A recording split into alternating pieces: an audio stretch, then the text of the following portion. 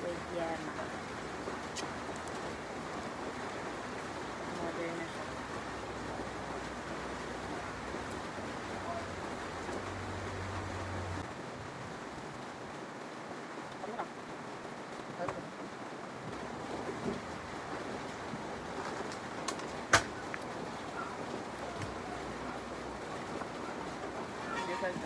Sarap na ito sa pandesal, no? Cheesy talaga siya. Hindi mo kumain ng tinapay tuwing umaga. May time lang ako na yung gutom na ako.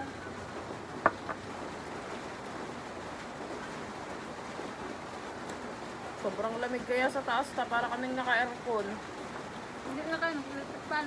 Hindi na, tapos nakakumot ako, comforter na kumot ko. Sobrang lamig, jacket pa ako. Pero pagka may ginagawa ka, hindi mo ramdam ang lamig. Ramdam mo ang init. Basta may ginagawa ka.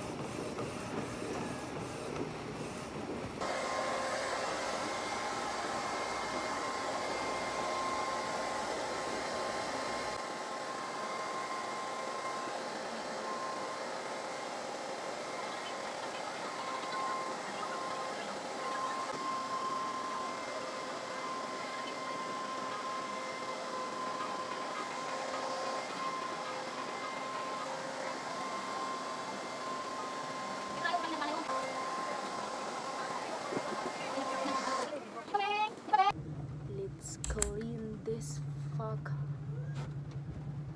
I don't know if kita, pero sana kita. Against the light kasi ito yung pinaka-best na view. So, let's clean. Narinig niyo ba yung motor niya? Andito na si boss eh.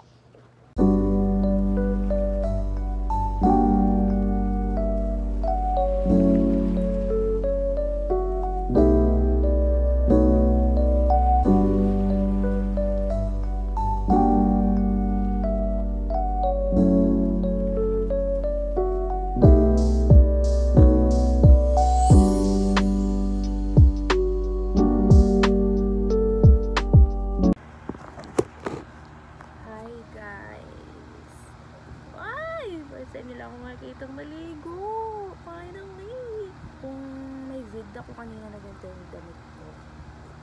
Actually, hindi ako nagpalit ng cup. Kasi kakabis ko lang nito like kaninang morning, di ba? So, bibis agad ako. No way. Hindi naman ako umalis. Tsaka yung binawisan kasi nga, umuulan ngayon. Ang lamig. Kaya, I don't think ko may pawis ako. Ang dami kong nare-receive ng mga tanong mula sa inyo kung ano nga ba ang nangyari sa akin. Actually, gagawin ko sana siya habang nag-get ready, get set, go with me. Kaso nga, naligo na ako. And patulog na rin ako. So, sasagutin ko na lang siya. Kabalikan ko lang. Nakatutok na ako dito. Like, anong tanong? What happened to me? So, ano nga ba nangyari sa akin? Bakit ako nawala ng ganito? Ano na nangyari sa akin after kong mawala? Like, after ko stop ng vlogging, ano na nga ba ang mga nangyari sa akin? Hindi na ko updated. Una, ang ingay ng aso, no? Alam niyo ang aso na yan, tuwing gabi talaga nag-iingay. Hindi niyan maririnig ng umaga. tanghali, gabi talaga hanggang madaling araw. Sobrang putla ako pala. Like, ng face, ng labi. So, what happened to me nga ba? Una, syempre, ang pinaka-obvious is nag-gain po talaga ako ng so much weight. Like, as in, tumaba po talaga ako from 52 to 65. Ganon. Basta nasa overweight na ako. Ang ingay ng aso. Alam mo yung imbis magandang mag-video ng gabi kasi tahimik. Ang aso na to gabi nag-iingay. Next. Ayan, nasabi ko naman na yan. Ako na po ay third year college. So, nag-start ako dito. Nagka-apply pa lang ako papasok ng school ko, diba? Like, nagpapasa ng requirements, nag-i-interview. Ngayon, siguro may third year nag-research na ako. Is, kapansin nyo, iba na yung background ko, di na gaya dati. Dahil, ako po ay, saan pa tinatayin ko? Ako po ay wala sa amin dahil sa masalimuot na dahilan. Overall, yun lang naman. Wala namang masyadong changes. Ay, pala, nag-resign na ako sa work ko. Alam nyo yan, nag-apply ako sa bilang service ko sa McDo. And after almost 3 years, ayan, nag-resign na rin ako kasi sobrang toxic. Like, ayoko nang i-elaborate dito kung i-describe ko siya ng one word, toxic. As in, alam mo, toxic na kayong mga customer nyo, sabay sa pinaka-loob nyo pa, meron pang lason. Sa love life naman po, kami pa rin naman po ng Jawa Bells ko. Like, meron ng mga on and off, pero so far, so good. Sa studies ko, di ko pa naman masyadong feel yung pressure maliban na lang sa research dahil